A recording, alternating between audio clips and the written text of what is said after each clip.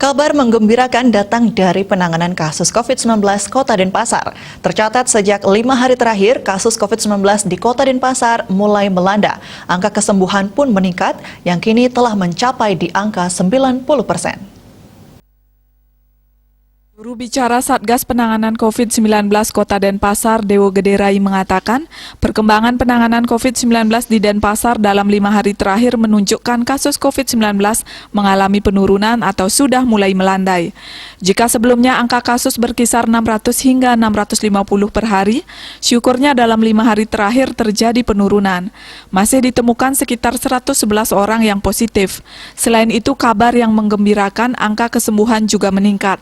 Tercatat Senin 23 Agustus 2021, 325 orang dinyatakan sembuh atau angka kesembuhan mencapai 90%.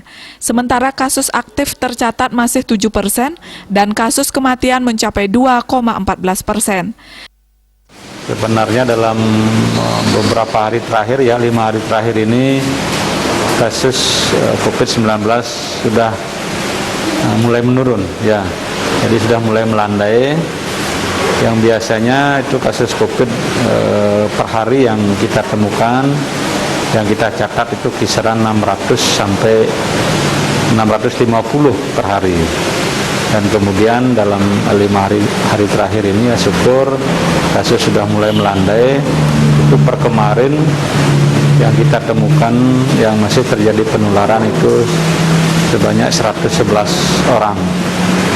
Dan syukur ya, angka kesembuhan di Kota Denpasar itu mulai meningkat.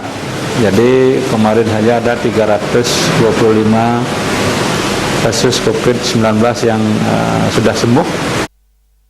Dewo Gede Rai menambahkan turunnya angka penderita COVID-19 belakangan ini disebabkan oleh sejumlah hal seperti maksimalisasi isolasi terpusat atau isoter bagi warga yang positif COVID-19.